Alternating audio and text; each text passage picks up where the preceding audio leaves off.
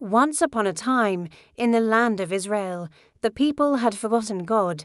They began to worship idols and do what was wrong. Because of this, God allowed their enemies, the Midianites, to take over. The Midianites were cruel. They would destroy Israel's crops and steal their animals. The Israelites were so afraid that they hid in caves and mountains. The people cried out to God for help, and God listened. One day, in a small town, there was a man named Gideon. He was from the weakest family in the tribe of Manasseh. He wasn't a warrior, in fact. When we first meet Gideon, he was hiding in a winnow press, secretly threshing wheat to keep it away from the Midianites. Suddenly, an angel of the Lord appeared and said, "The Lord is with you, mighty man of valor." Gideon said, "Me, mighty, I'm the least in my family. Why would God choose me?" he asked. But God told him, "Surely I will be with you, and you shall defeat the Midianites as one man." Still unsure, Gideon asked for a sign. He brought food as an offering, and the angel touched it with his staff. Fire came from the rock and burned it up. Then the angel disappeared. Gideon was amazed and frightened.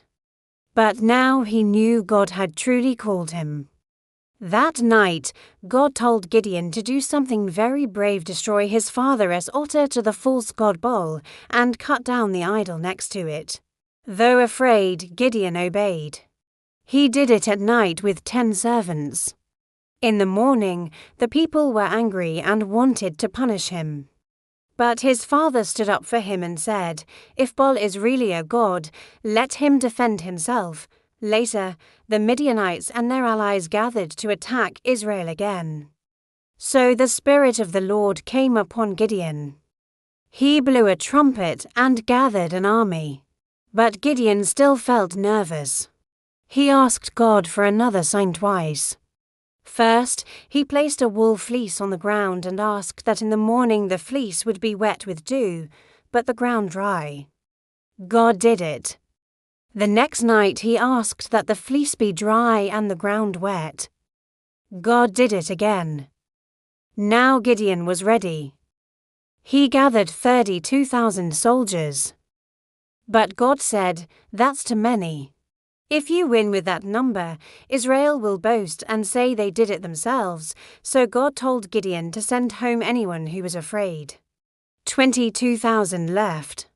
Only 10,000 remained. Then God said, "Still too many." He told Gideon to take the men to the water and watch how they drank. Those who lapped the water with their hands like dogs would be chosen. Only 300 men did that. God said, "With these 300, I will save Israel." That night, God told Gideon to go down to the enemy camp to hear what they were saying. Gideon and his servant sneaked down and heard a man telling a dream. "I saw a loaf of bread roll into our camp and knock down our tent."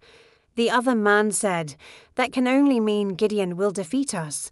The man continued, "I dreamt that my tent was destroyed. My heart is troubled." The other man said, "Don't be afraid, my brother. The hand of God is against you. You have no power to fight." Then they argued about the dream and what it meant. Afterwards, Gideon and his servant left. They went back and told the other officers what they had heard. Encouraged, Gideon ran back to his army.